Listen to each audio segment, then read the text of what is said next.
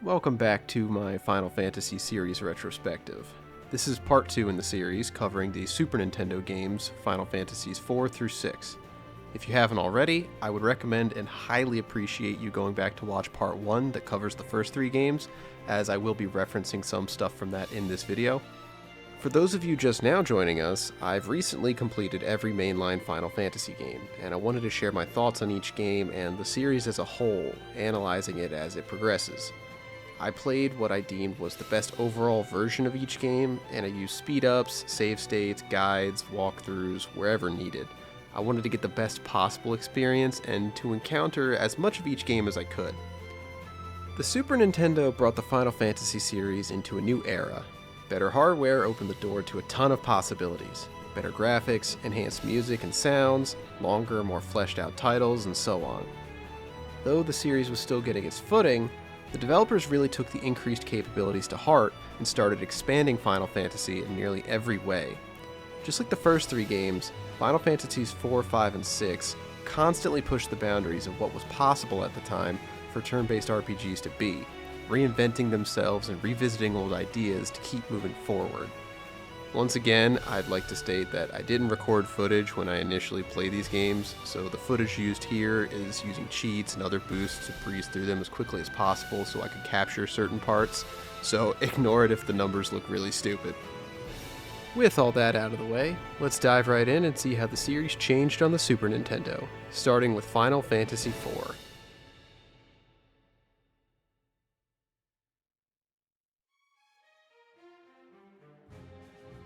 Final Fantasy IV does the impossible task of being what I consider as the series' first good video game. While the first 3 entries stumbled in many ways, I feel that 4 hits the mark overall pretty well. For this installment, I chose to play the PSP remake. While I don't think it looks as good as the remakes of 1 and 2, and the soundtrack is a massive step down from the Pixel remaster,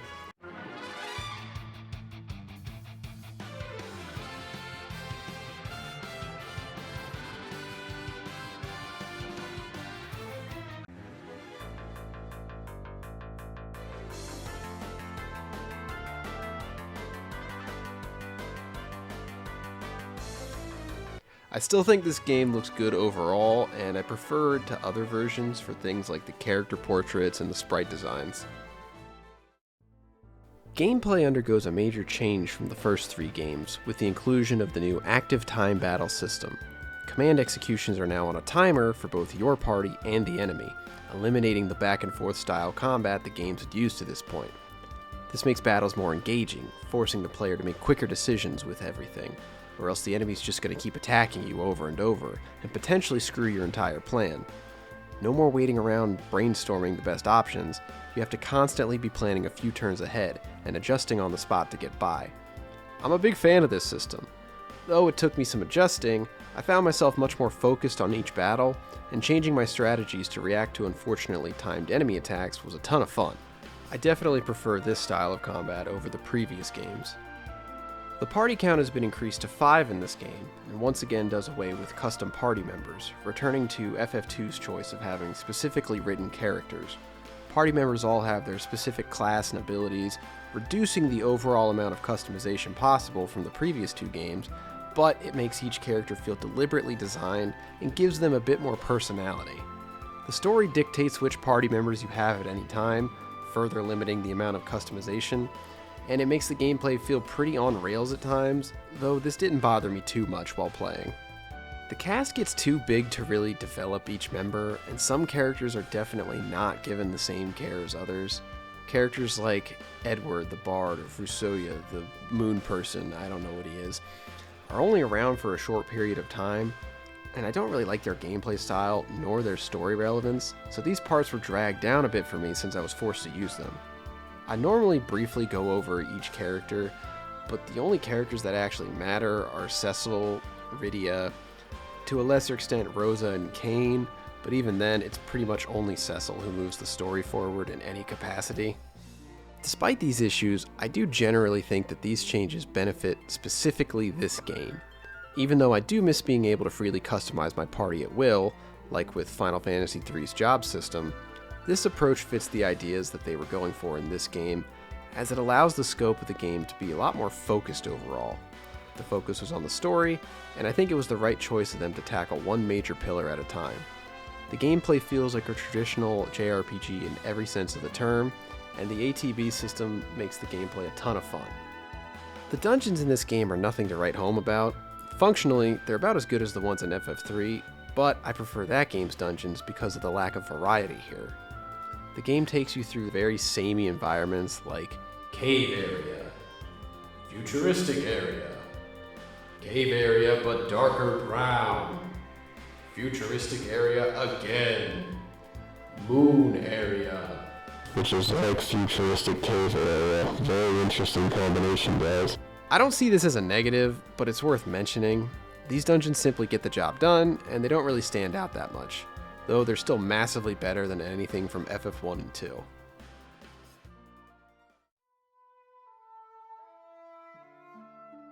The story takes the forefront of this game with a much more serious and dark plot than anything seen in the series to this point. Dark Knight Cecil, feeling regret for the slaughter of innocents in the name of his kingdom, begins to question his king's decisions and is subsequently dismissed of his position as the leader of the Red Wings, the kingdom's best military unit. After attempting to defend him, Cecil's friend Cain is also punished, and the two are sent to slay the Eidolon of Mist Valley and deliver a ring to the nearby village to hopefully redeem themselves. That night, Cecil opens up about his remorse for his actions in the field to his lover Rosa, fearing that he may one day lose himself to his role as a Dark Knight. Unfortunately, the conversation is left unfinished, leaving Cecil more unsure than ever before. The next day, Cecil and Cain venture forth to Mist Cave, slay the dragon that demanded they leave, and arrived at their destination. However, the ring that the two were told to deliver released a plethora of bombs, burning down the village and killing its inhabitants. The two then meet a young girl, crying that her mother had stopped moving after the death of her dragon summon. Realizing that the fault of the mother's death entirely fell to them, the duo unsuccessfully attempt to save the young girl that they've wronged from the ensuing chaos. The girl pushes them away, and in her anger, summons the Eidolon Titan, fracturing the earth around the village. After the scene plays out, Cecil gets separated from Cain, takes the young girl Rydia under his care, and vows to atone for his sins by taking down his former king for the crimes that he's committed. This start has such a strong pull, with a tragic hero torn between his morals and his loyalty to his kingdom, finally making the choice to do what he knows is right, even if the odds seem impossible. I was instantly hooked, and I wanted to see where this would go. Unfortunately, this is about as good as the story gets for the duration of the game. Cecil eventually battles his inner demons and awakens as a paladin, defeating the Dark Knight in his heart and truly beginning his quest to save the world, which is another high point, but outside of that, nothing really works that well. This moment happens about a quarter of the way through the game, and Cecil's character arc never really goes anywhere after that, making the whole thing feel kinda undercooked. Rydia, the aforementioned girl that Cecil took under his wing, starts to warm up to him, and the two have a nice cute relationship, and then she's subsequently removed from the plot until the end of the game. All the great plot setup I mentioned just kinda goes nowhere, which would be disappointing in itself, but the story just has too many bad parts that drag it down a ton for me to excuse some of this. Characters will have these tragic heroes' deaths, only to show back up alive a few hours later. Cain gets mind-controlled, breaks free, and rejoins your party, and then gets mind-controlled again, and then it reveals that he wasn't actually being mind-controlled again, he was just jealous that Rosa likes Cecil instead of him. As stupid as that is. The game is constantly trying to pull these heavier scenes with its hyper-serious plot, but it doesn't have the quality of writing to back it up and make them work. The main villain, Golbez, is awesome though. He's the first villain that works really well for the series, being this large, imposing force for the large majority of the game, always one step ahead of the Warriors of Light. He's basically JRPG Darth Vader, the kind of guy who will crush anything and everything under his foot to get what he wants. Everything about him, down to his design, is just awesome, and he's my favorite villain thus far by a long shot. Until they completely ruin his character with one of the dumbest plot points in the game. Spoiler alert if you care about the mediocre plot to a 30-year-old video game. In a shocking revelation, Golbez turns out to be Cecil's brother. And he was also being mind controlled the entire time by another bigger bad guy. And also, Cecil and Golbez are moon people for some reason. By the time I got to this reveal, I was done with the story as a whole, as the end of the game fumbles the bag in nearly every way. The moment you get to the moon section of the game, pretty much every aspect goes downhill, with enemies being stupidly strong and requiring way more grinding than before, and the writing hitting some of its lowest points.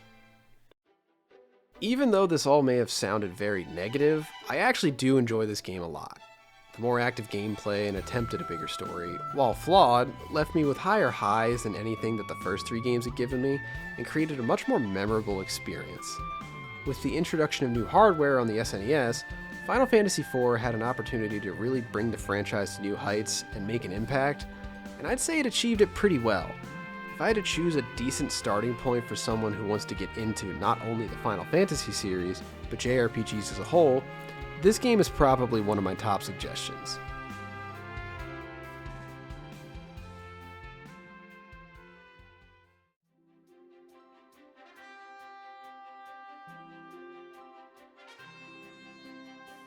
It's likely due to its messy release in the West, but I feel like Final Fantasy V is in the group of the least talked about games in the series, which is a real shame because this game is incredible.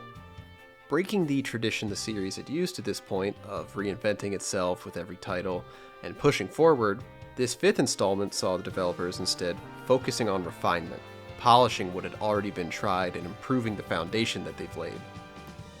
For this game, I chose to play the Pixel Remaster version, and I think it's the best overall. The brighter visuals and the color palette fit the aesthetic of the game really well, and the new music renditions are incredible, like second to none, so it was a really easy choice.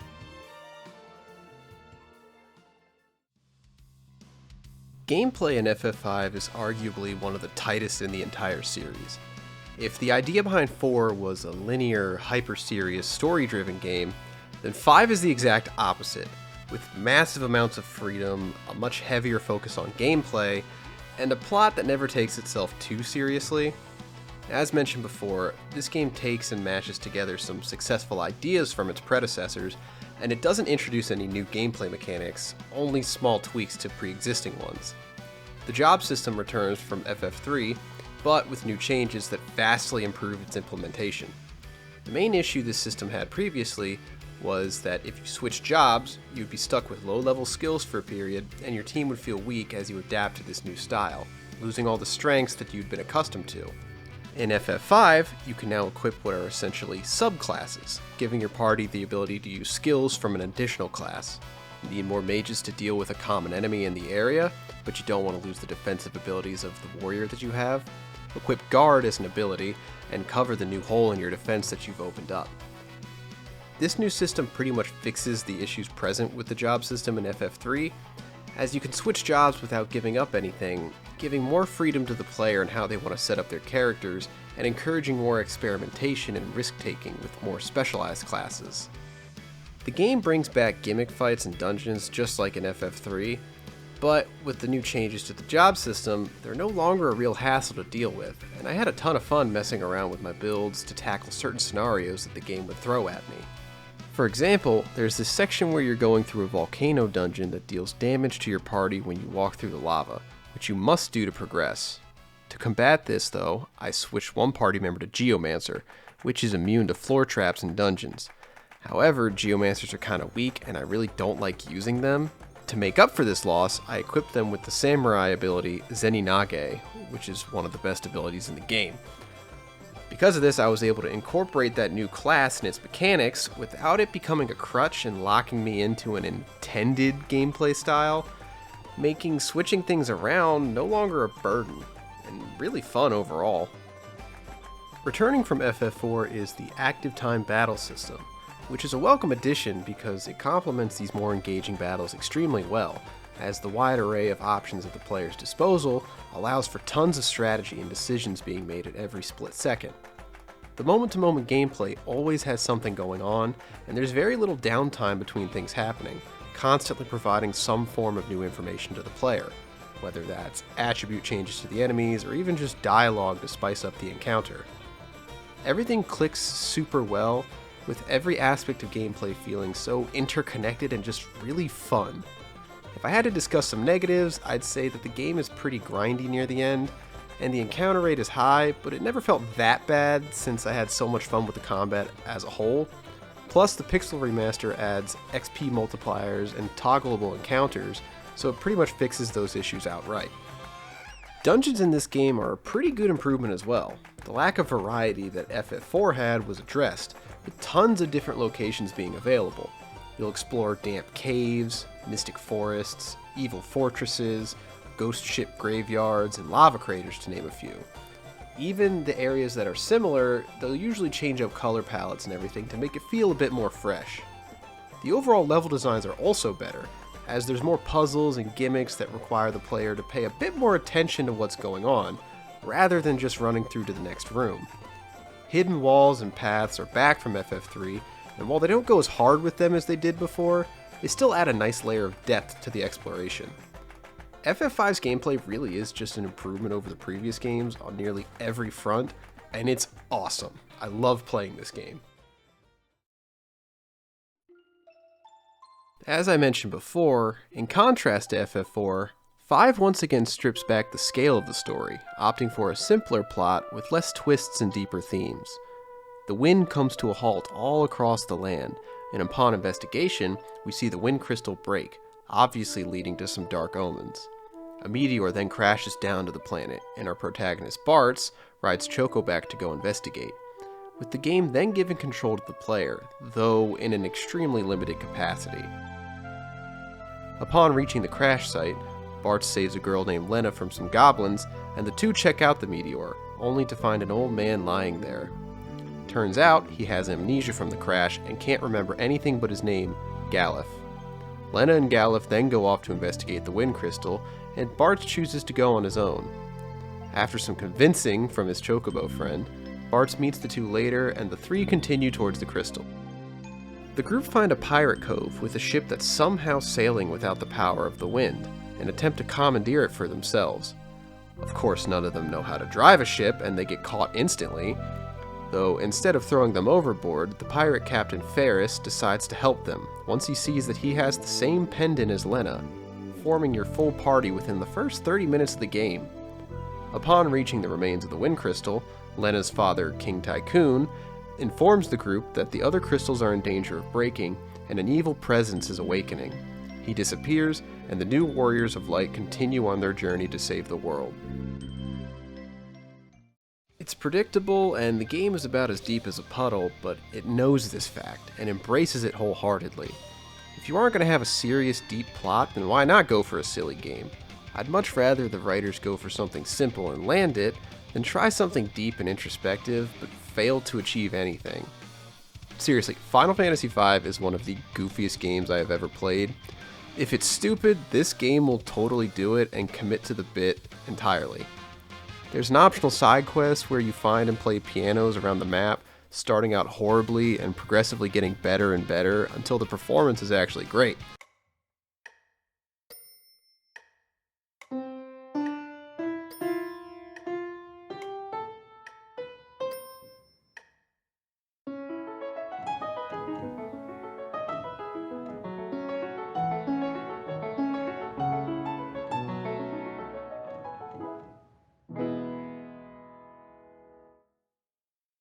This serves absolutely no purpose outside of getting a few songs for the bard job, and I didn't even know that it did that until I looked it up because I was just excited to find the pianos and hear the dumb little attempts at songs because it was fun and goofy.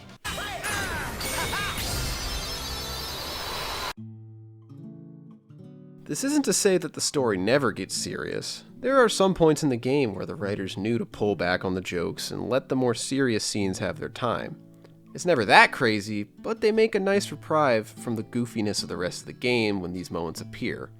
Characters will generally act accordingly when bad things happen to the people and places that they care about, like in this instance when Bartz loses his cool and starts wildly driving the airship at full speed when his hometown is destroyed.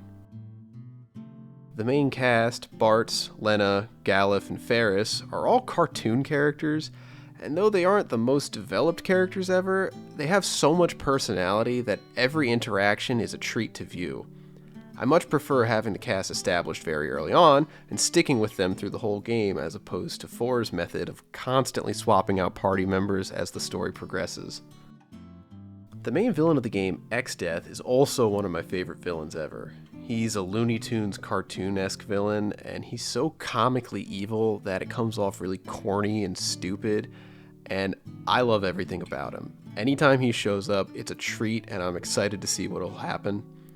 To summarize how I feel about this game, I'll go over a single part of the story that I think really showcases the tone of the whole thing. There's a point about halfway through the game where the party defeats X-Death, and they think they saved the world. And after some stuff happens, X-Death reappears from a stick that came out of one of your party members, exclaiming that he turned himself into a tiny splinter waiting for just this moment. He then easily defeats the hero party and proceeds to have a Dragon Ball Z style battle with a talking turtle. If that doesn't come off as the stupidest and funniest thing ever to you, then this game might not be for you. However, for me, this hit every spot perfectly, and I love every interaction in this game. It's so funny. The only thing I really want to mention at this point is the character Gilgamesh. Gilgamesh is the single best character in the entire Final Fantasy franchise, and I'm not talking about just the games that I've reviewed, I mean going forward through all of the games 1 through 16, Gilgamesh is the best character. I love every interaction he's in this game, everything about him is hilarious, and I'm not going to go into detail any more than that. I think everyone should experience the masterpiece of writing that is Gilgamesh for themselves, and overall, Final Fantasy V is just incredible. I enjoyed nearly every aspect of this game. This is the best one by far that I've played to this point.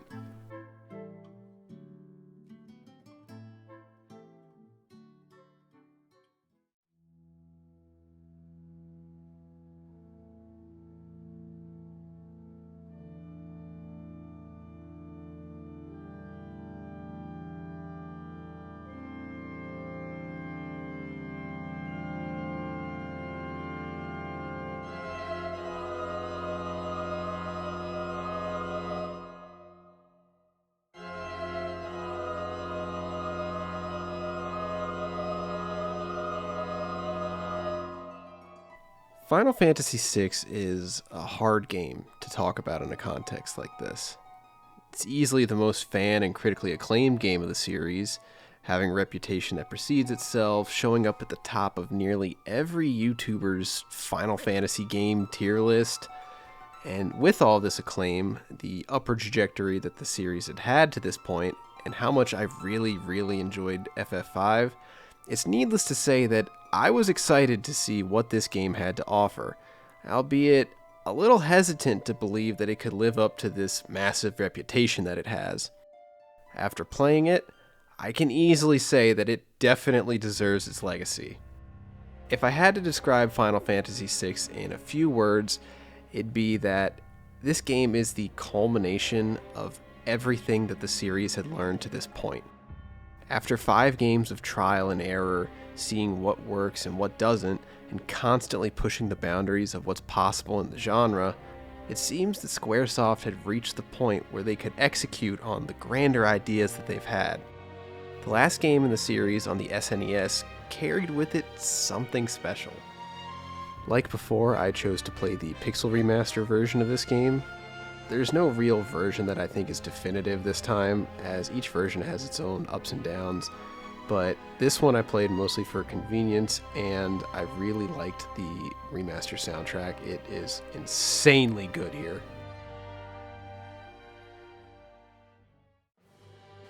Gameplay is once again largely unchanged from the newly established format that FF4 brought. The ATB system returns, though noticeably slower than before, and gone is the job system from FF5, and returning are the character-specific classes from 4. Each character has a dedicated gimmick, giving them a ton of individuality in how they play. The Machinist class can find special weapons around the game, each with unique abilities, and utilize them in combat, similar to giving them magic-style moves without using any MP. The Monk now uses fighting game-style inputs to execute their special commands, and the new Feral Youth class, yes, that is actually what it's called, is designed so that you let the character exit the party for a while, and they'll come back with new learned abilities from the enemies. There's tons of stuff to mess around with, and each character feels truly unique in their design.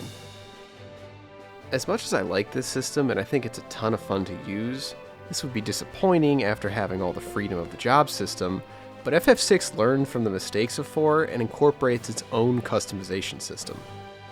The Esper system turns summons into equipment, letting each party member hold one at a time. While equipped, the character will gain XP and eventually learn the summon's associated magics permanently, meaning every character can learn every single magic in the game if you grind enough.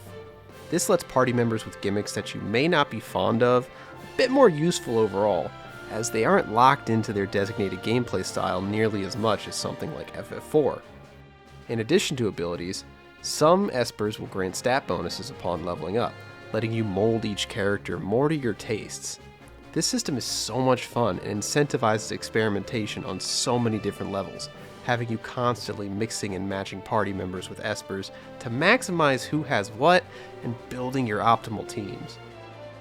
Like 4, there are a decent amount of story segments where you're required to use certain characters, and there's also these new multi-battle segments where you make multiple parties and then split between them to tackle encounters. All this would be pretty annoying as it's restrictive of who you can use, but as I mentioned earlier, the Esper system keeps each character from being too rigid in their uses, meaning you can proceed through these sections with little to no resistance from the party requirements. Though I do enjoy the job system from FF5 more, the combat in this game is still a ton of fun and is leagues better than anything from 1 through 4. Dungeons are even more fleshed out and varied than before. There's tons of little puzzles, hidden walls, and levers, and none of them are so long that they become a hassle. It's very similar to what FF5 did, just a little bit more. I like them a lot.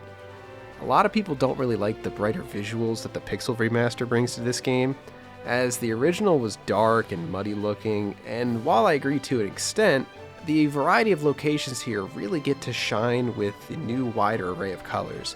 You'll go through mountains, caves, haunted mansions, trains, castles, armored fortresses, mines, and many more, all looking uniquely distinct from one another.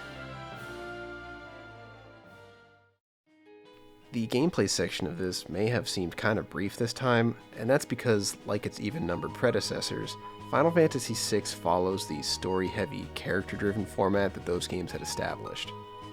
Opening with an imposing title screen and a really dreary intro of mechs traveling through a frozen wasteland, the game immediately tells the player that this game's going to be dark, and it's going to be different than those that came before it. If Final Fantasy V is full of cheery, whimsical adventure and fun times, then 6 is the polar opposite, being dark, depressing, and overall just really bleak. Upon arriving at their destination, the travelers, a woman and 2 soldiers, are immediately attacked by the local guards, defending their town from the Imperial regime. The traveling group easily dispatch any opposition that comes their way with their mechs, and proceed into the mines at the edge of town, finding a large crystal with some creature embedded within. Upon closer investigation, the crystal begins to retaliate against the party, picking them off one by one until the screen fades to black.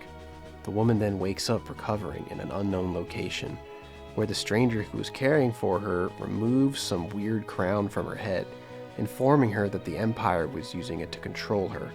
The woman, not remembering anything about her identity besides her name being Terra, is then pursued by the local guards for her former crimes that she committed under the influence of the Empire, and makes her escape out through the back to the mines, passing out in their depths. In comes Locke, the honorable treasure hunter who would never steal, swiftly to Terra's defense. The two escape town and seek refuge wherever they can, their journey beginning anew. This intro is a lot like the one from 4, and I love pretty much everything about it. It may sound kind of rushed and not that special because I paraphrased a lot, but let me get across, it's fantastic. The world has already established a ton, and it pulls the player in with plenty of unanswered questions. Who's Terra? Why did the Empire brainwash her? Why do they want to get these crystals and the creatures in them? What's next for our protagonists now that they're on the run? The story sets up a major ride, and I'm definitely here for it. And unlike FF4, the momentum is kept pretty much throughout the entirety of the game, having really cool revelations and a plot that's near constantly moving forward. That isn't to say, however, that the game doesn't know when to take its time. Characters have goofy little interactions, and the humor is ever present, just like the previous games. Even in this grim setting, it helps keep the things from feeling too heavy without disrupting the overall tone. There's tons of standout moments that, while not necessarily pushing the story forward that much, it gives a lot to developing the characters and their interpersonal relationships, all while tying back to the overarching themes of finding one's personal meaning to life and love. The Opera House scene is a great example of this, and it's famous for a good reason, as it's easily my favorite scene of the game, and one of my favorites in the entire series. With the Pixel Remaster soundtrack adding vocals to the scene, it really does wonders for it.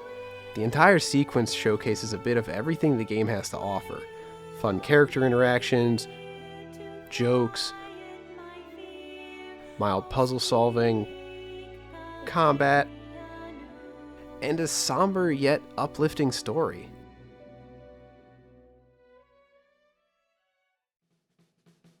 The cast of characters this time around are once again a bit of a mixed bag, although not nearly as bad as the previous games and not really in the same way as before.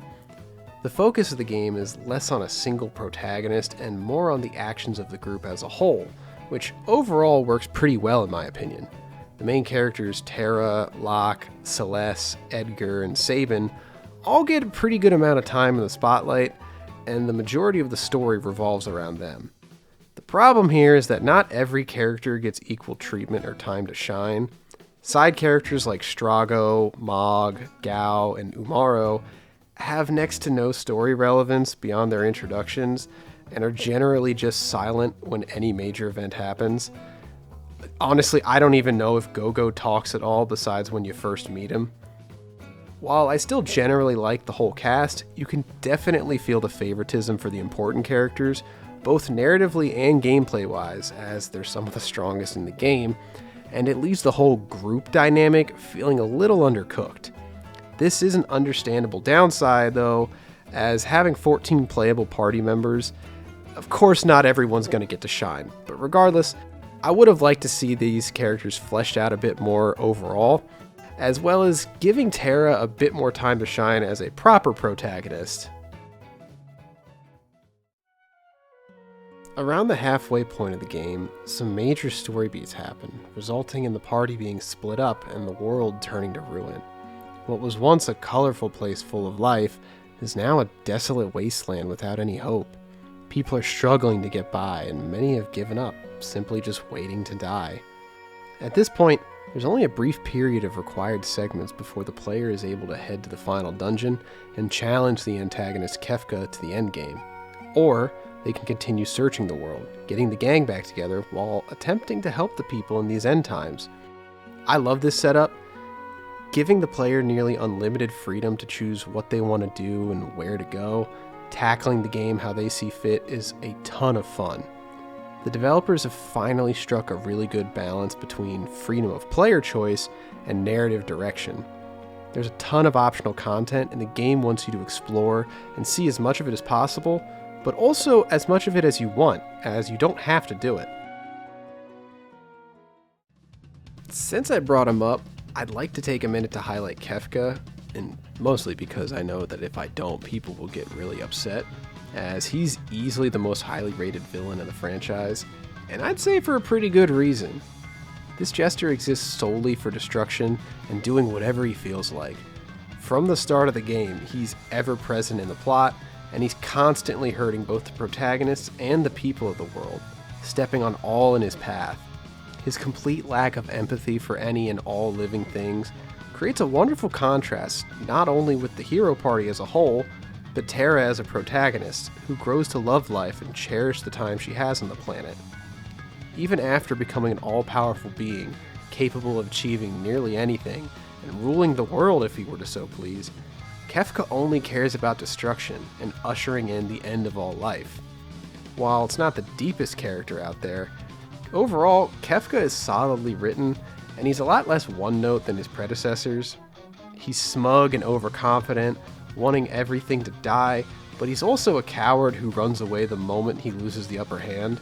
Nothing matters because we're all gonna die someday! Hey! No, no, please don't kill me, please don't, no, I don't wanna die, please don't kill me, please don't.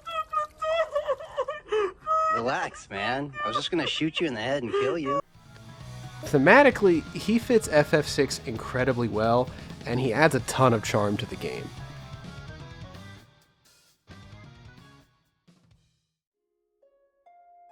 Like I mentioned before, Final Fantasy VI is a hard game to talk about in a setting like this. It's a really big game with tons of moving parts. I mean, breaking down the story alone could take an hour-plus long video, and many people have already done that, and that's not what I'm here for. I just want to talk about what I like and dislike about these games as a first-time player.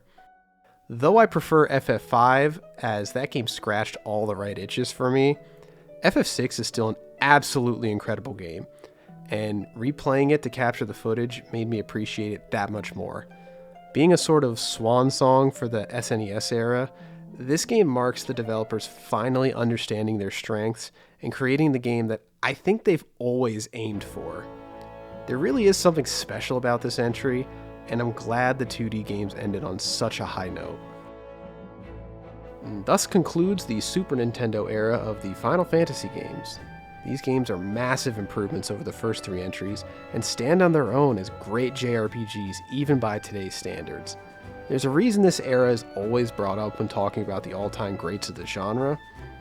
Despite some hiccups here and there, I had a fantastic time playing these games for the first time, and even revisiting them for the review. I think everyone should give these games a shot if they're even remotely interested. I think at least one of them will click with you because of how varied they are. Join me next time when I cover Final Fantasies 7 through 9 and the series jump to 3D on the PlayStation. I'm super excited to talk about these games because I have some very strong opinions on them.